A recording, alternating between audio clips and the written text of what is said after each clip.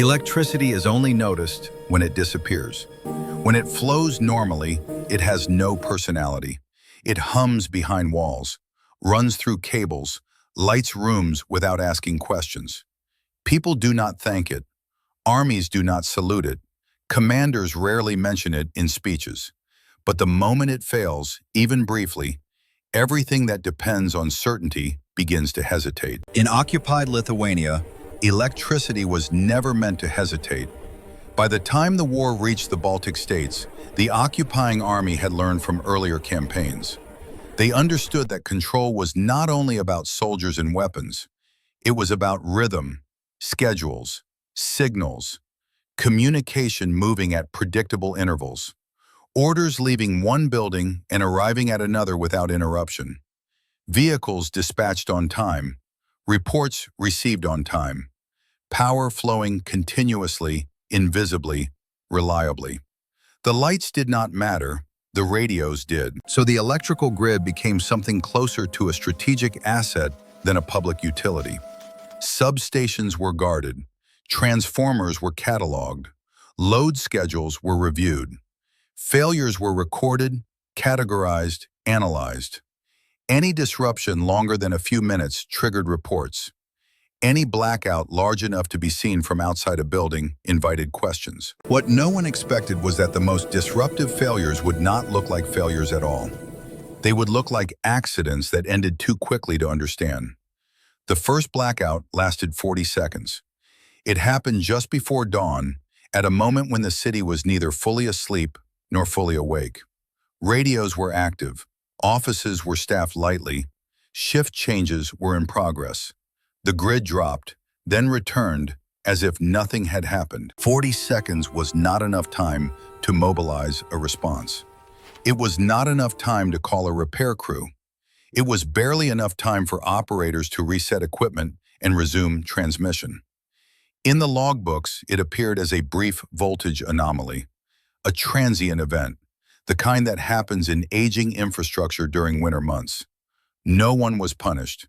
No investigation followed. A week later, it happened again. This time, 28 seconds. Different location, same outcome. Radios cut, signals dropped. Then everything returned to normal. The reports were filed. The language was neutral, technical, unemotional. And still, no one connected the dots. The electrician responsible for the area arrived at the substation later that morning. He wore the same heavy coat he always wore. He carried the same tool bag. He signed the same maintenance ledger he had signed hundreds of times before. His name meant nothing to the officers who occasionally glanced at the paperwork. To them, he was a function, not a person. Someone who knew how to keep wires connected and switches aligned. Someone whose job was to prevent exactly the kind of disruption that had just occurred. He did not mention the blackout. He did not need to. From his perspective, nothing had failed. The system had behaved exactly as expected. Electricity does not disappear instantly. It collapses through thresholds, through tolerances, through margins that engineers design into systems so they can survive stress. The grid had not broken. It had simply crossed a line and then stepped back. That line existed only because someone knew where it was. The electrician had learned the grid the way others learn streets or rivers. Not by memorizing diagrams, but by working inside it day after day. By hearing how transformers sounded under load. By knowing how long a breaker could stay open before automatic safeguards reacted. By understanding which circuits were essential and which were merely convenient.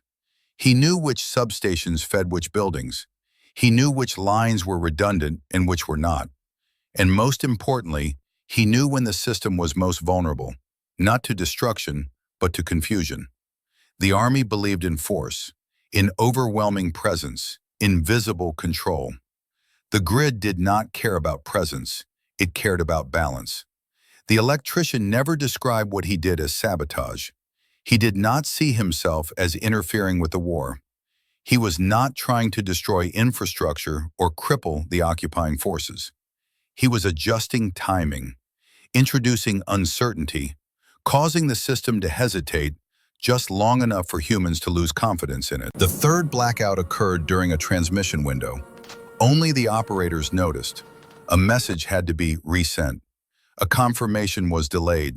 Somewhere else, a decision waited for information that arrived late. Nothing dramatic happened. No explosions, no gunfire. Just a pause where there was not supposed to be one. The Army responded by tightening procedures. Backup power checks were ordered. Redundancy protocols were reviewed. Engineers were brought in to inspect equipment. The electrician watched this with quiet attention.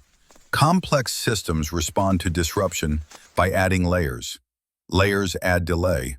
Delay creates new points of failure. He did not need to know what messages were being sent. He did not need to understand military strategy. His contribution was upstream from all of that. He worked in the space where physics met bureaucracy. A blackout that lasts minutes invites action. A blackout that lasts seconds invites doubt. Was it real? Was it interference? Was it operator error? Was it weather? The Army could not fight what it could not define. The electrician began to choose moments more carefully, not randomly, not regularly. Patterns attract attention. Instead, he acted when the system was already under stress, during peak load, during poor weather, during maintenance elsewhere in the grid. He never repeated the same action twice in the same way. Sometimes it was a breaker reset delayed just enough to cause a dip. Sometimes it was a load shifted prematurely. Sometimes it was nothing more than allowing the system to reach a limit it was designed not to reach. Each time the result was the same, a blackout too short to investigate properly. The reports grew longer. The conclusions did not. Officers began to complain about unreliable communications. Engineers began to argue about causes. Commanders began to build extra time into schedules. Time is the one resource occupying forces believe they control absolutely. When time becomes unpredictable, everything else follows. The electrician continued his work openly. He attended inspections. He answered questions. His explanations were precise, technical, plausible. He never lied outright. He simply told the truth in a way that pointed nowhere. The grid, he explained, was old. The loads were inconsistent. Weather conditions in the Baltic were difficult. Aging equipment behaved unpredictably. All of this was true. What he did not explain was how well he understood unpredictability. He knew exactly how much instability the system could tolerate before triggering alarms.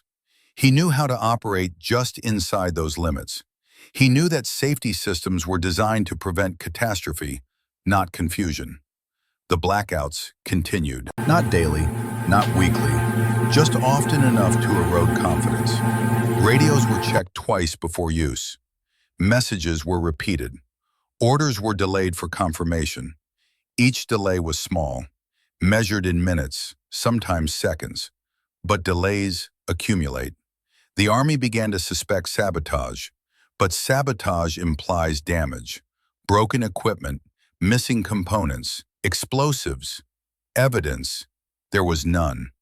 Every piece of equipment inspected appeared intact. Every meter functioned within acceptable ranges. Every technician signed off on the system, including the electrician. He never saw the consequences directly. He never watched decisions fail or operations stall. He never knew which delays mattered and which were absorbed by the system. But he understood something fundamental. Large organizations depend on trust in their infrastructure. Once that trust is shaken, even slightly, behavior changes. People slow down. They double-check. They hedge. The grid did not need to be destroyed. It only needed to be doubted.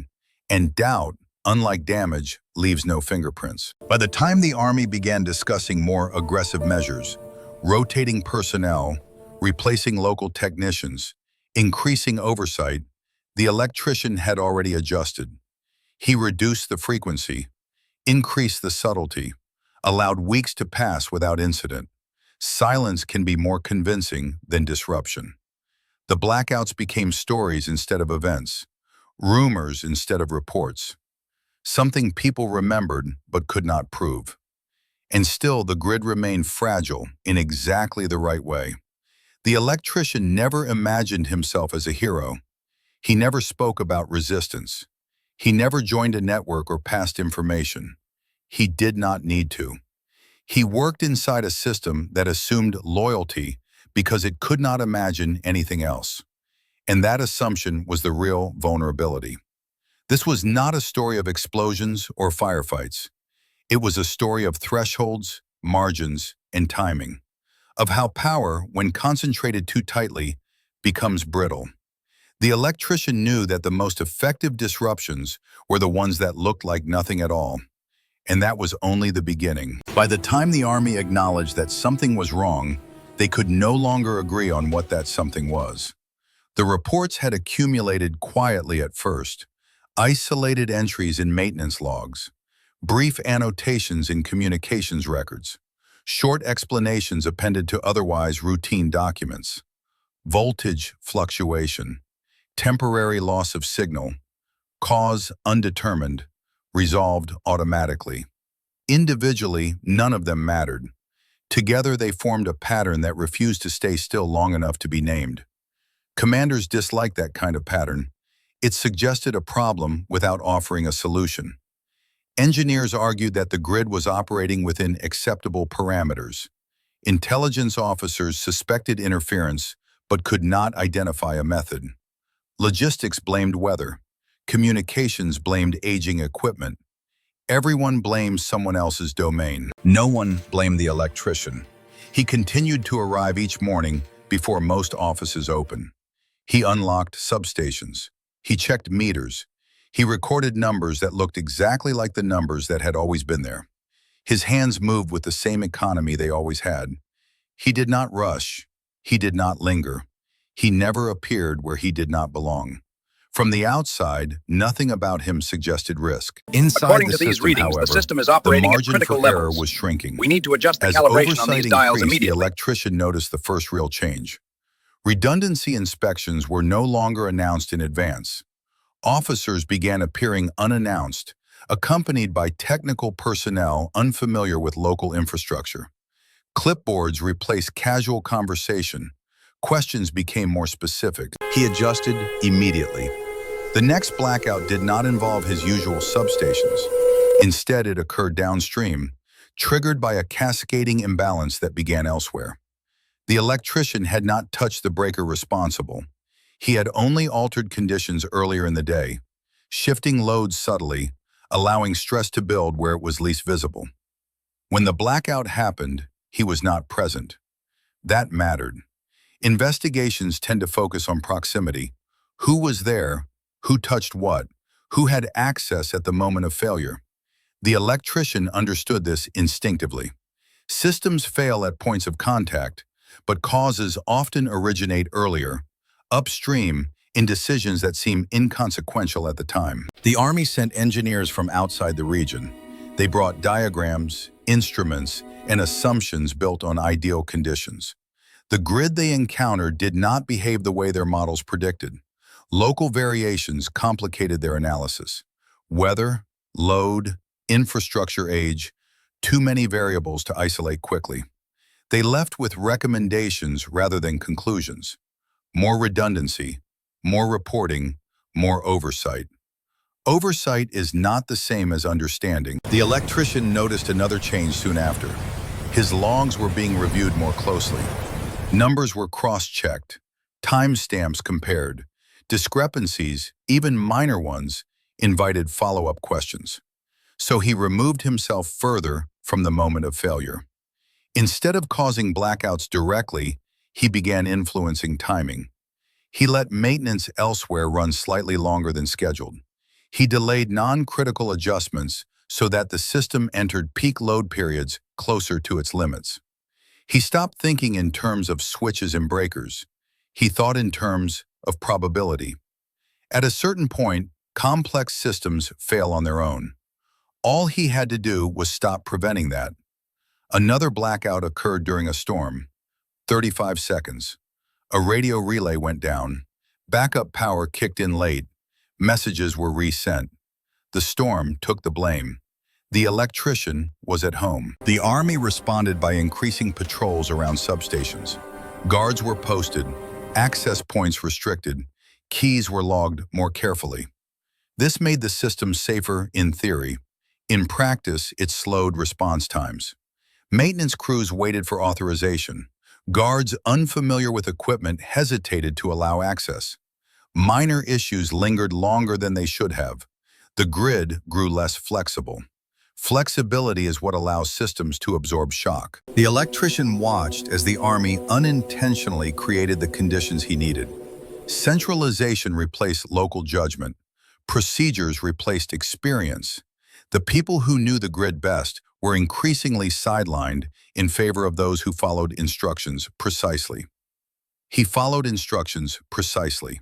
That was his advantage. During one inspection, an officer asked him directly whether he believed sabotage was possible. The electrician paused, not because he was nervous, but because the question itself required care. "Anything is possible," he said, "but electricity does not behave like people expect. Most failures look intentional until you understand the system." It was not an answer. It was a deflection dressed as expertise. The officer nodded. The conversation moved on. That night, another blackout occurred. 22 seconds. This one affected a different sector entirely. No radio outage, but lighting failed in a building used for planning meetings. Candles were lit. Conversations paused. Documents were rearranged. The blackout ended before anyone could respond. Later, someone remarked that the building's wiring should be inspected. No one connected it to communications failures elsewhere. Fragmentation is the enemy of diagnosis. As weeks passed, the electrician noticed something subtle but important. The blackouts were no longer surprising people. They were anticipated. Operators built delays into their routines. Messages were sent earlier than necessary. Backup systems were activated preemptively. Meetings were scheduled with buffers. The system was adapting. Adaptation is not the same as recovery. Every adaptation carried a cost. Extra fuel burned, extra manpower assigned, extra time consumed. None of it dramatic, all of it cumulative. The Army had resources, but resources spent reacting cannot be spent advancing. The electrician did not measure success by outcomes he could see. It's He against measured the it law. by the increasing complexity of procedures designed to handle problems that could not be isolated. Complexity breeds fragility. At some point, the Army decided to rotate personnel. New technicians arrived. Old ones were reassigned. The electrician expected this. He had planned for it. New technicians lacked familiarity with the grid's quirks. They relied heavily on documentation.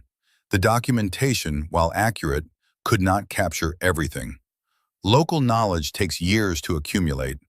The electrician became more valuable, not less. He was asked to explain anomalies, to guide inspections, to interpret data. He did so faithfully.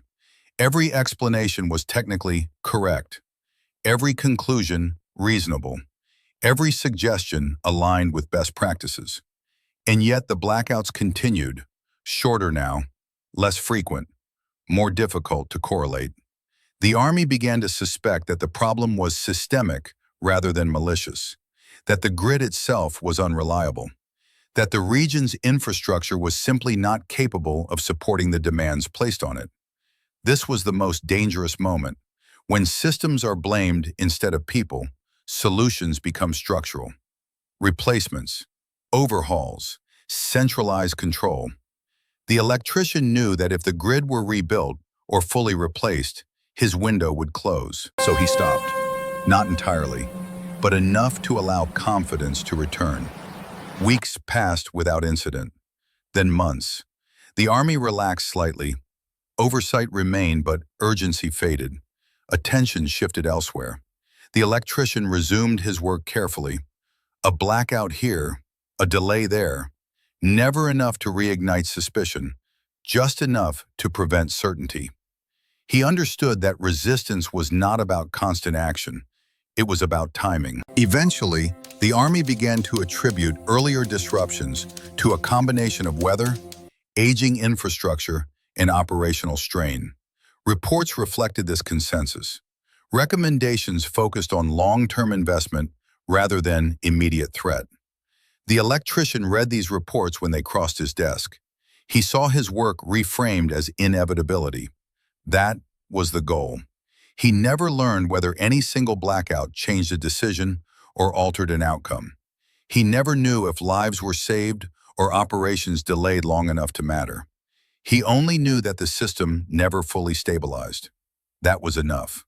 Electricity returned every time. Lights came back on. Radios resumed transmission. The city continued to function. But beneath that appearance of normalcy, trust had eroded. Trust, once lost, is expensive to rebuild. The electrician remained invisible. He did not sabotage. He did not destroy. He did not confront. He adjusted. And in doing so, he reminded a powerful system of something it preferred to forget. Control depends on conditions, and conditions can change quietly. The moment the margin narrowed, the electrician felt it before he could explain it. It was not announced. There was no directive, no memo circulated through official channels. Nothing in writing suggested a change in posture. And yet the system around him began to behave differently, as if it were holding its breath. He noticed it first in the questions. They were no longer about outcomes, no longer about what had failed, or when power had returned, or which sector had been affected. The questions began to focus on process, on sequence, on who did what first and why. Process questions are dangerous. They are asked when people stop trusting results and start examining behavior. During one inspection, a young officer lingered longer than necessary at a substation the electrician had serviced for years. The officer did not interrupt.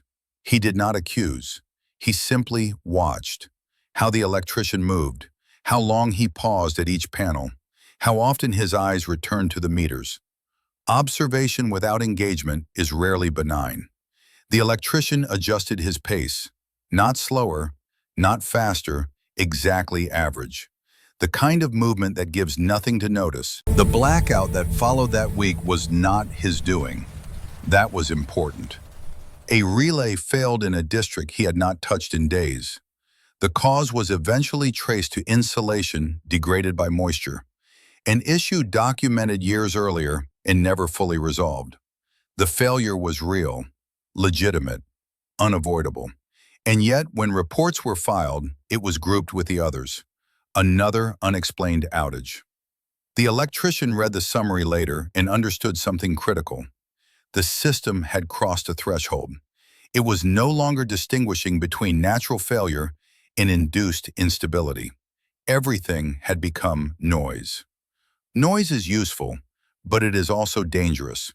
When everything looks suspicious, suspicion eventually seeks a focal point. He felt the pressure increase in small, cumulative ways. Access logs were reviewed daily instead of weekly. Keys were reissued and recollected. Work orders required secondary confirmation. Tasks that once took minutes now took half an hour. The electrician complied without protest. Compliance in moments like this is camouflage. At home, he stopped reviewing the day's grid behavior in his head. That habit had become a risk.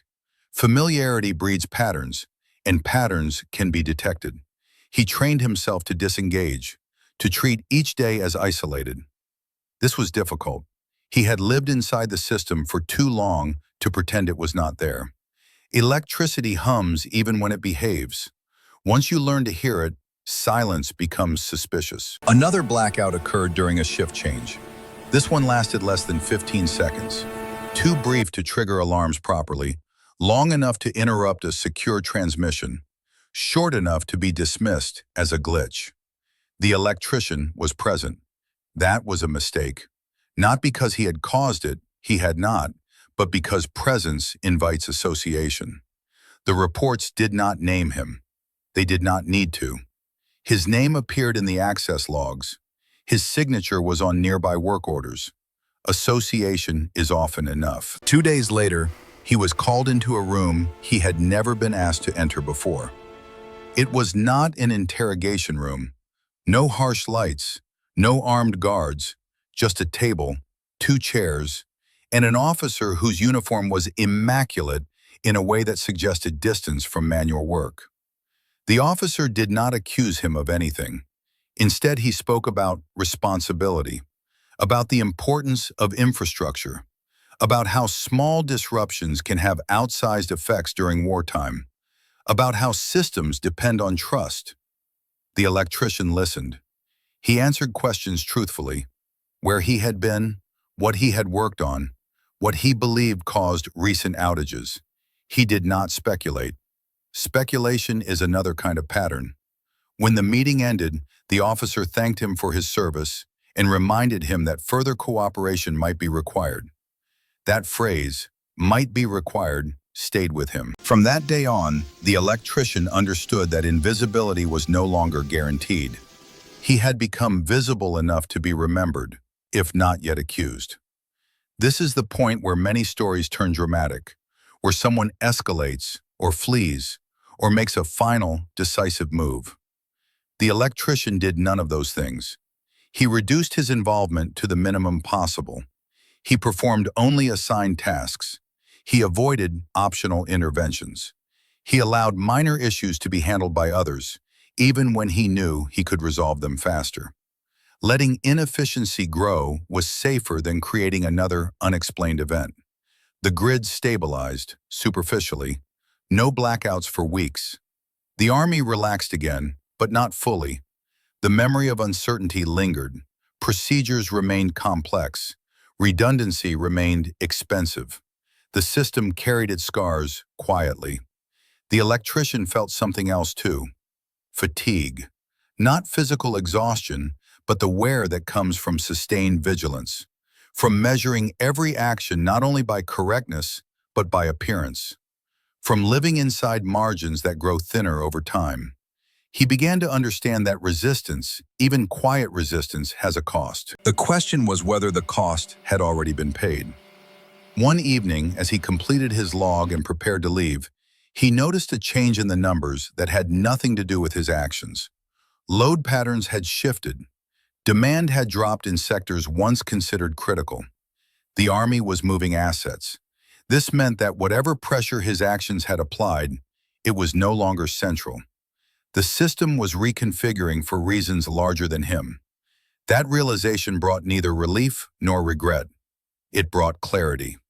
His role was ending, not because he had failed, but because systems adapt, and resistance must move or dissolve. The next blackout occurred months later. It was longer than any before. It affected civilian districts more than military ones. Hospitals switched to generators. Traffic stalled. People waited.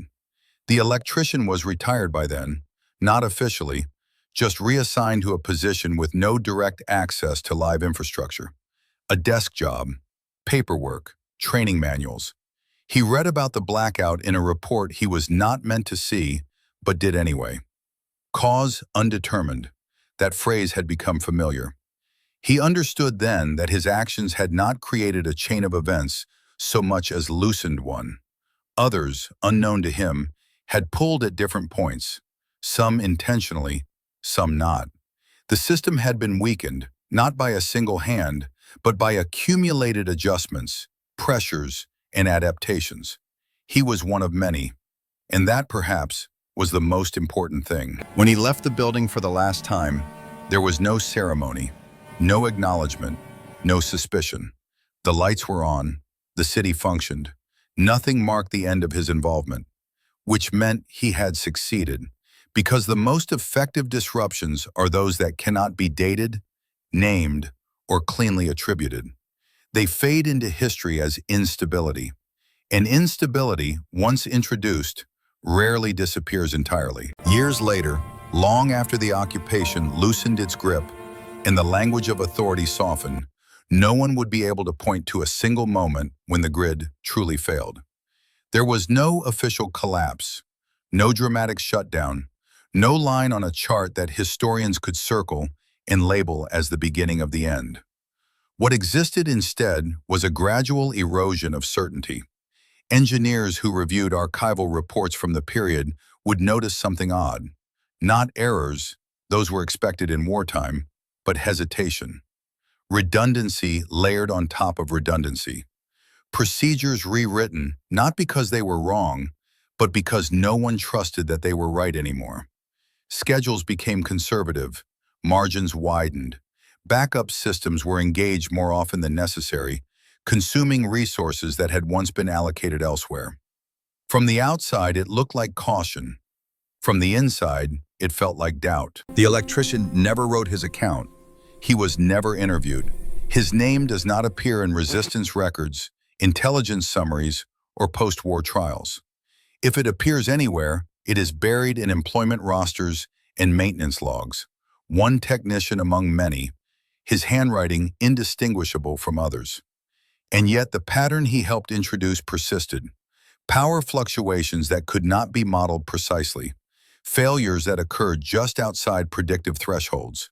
Outages that never aligned neatly with mechanical explanations, but never violated them either.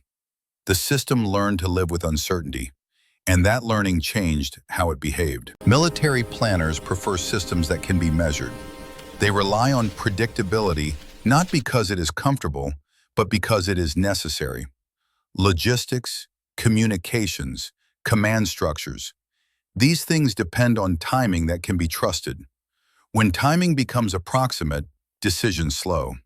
When decisions slow, opportunities narrow. The electrician did not sabotage infrastructure in the way the word is usually understood. He did not destroy equipment. He did not disable entire sectors. He did not seek spectacle. What he disrupted was confidence. Confidence that the grid was neutral, that it behaved according to rules alone, that if something failed, it failed for reasons that could be isolated, repaired, and prevented. Once that confidence erodes, systems begin to defend themselves not against enemies, but against their own unpredictability. They become heavier, more rigid, less responsive, ironically, more fragile. In the years following the war, as Lithuania's infrastructure was rebuilt and modernized, engineers spoke quietly about the difficulty of untangling legacy decisions. Why certain substations had been over-engineered, why others had excessive fail-safes, why documentation from the period was unusually cautious, filled with conditional language and redundant verification steps. No one connected those choices to a single person. They connected them to a time when electricity could not be trusted to behave exactly as expected. The electrician lived long enough to see the city change. New transformers replaced old ones. Digital systems replaced analog meters. Control rooms filled with screens instead of gauges. The hum of the grid changed pitch, but it never disappeared. He watched this evolution from a distance, aware that the system had grown beyond anything he could meaningfully influence. And that was fine. Resistance is not meant to be permanent. It is meant to introduce friction at critical moments, then dissolve before it becomes visible. He never spoke about what he had done, not because he feared consequences, but because he was unsure how to frame it. Was it resistance? Was it negligence with intent? Was it simply the act of a technician who noticed that systems built on precision often overlook the power of small deviations? He understood something that rarely appears in official histories, that large structures are rarely moved by force alone. They are shifted by accumulated adjustments, by people operating within rules while quietly stretching their interpretation, especially in technical systems, especially where expertise grants access and access grants discretion. The electrician had not needed permission to act. He had needed only knowledge and patience. And patience is difficult to detect. In your series, this story does not stand alone. It echoes the railway clerk who wrote times that bent schedules without stopping trains. It parallels the tram driver who altered rhythms just enough to clog an occupied city each morning. Different professions, different countries, the same principle. Ordinary roles embedded deep inside systems that others take for granted. None of them carried weapons.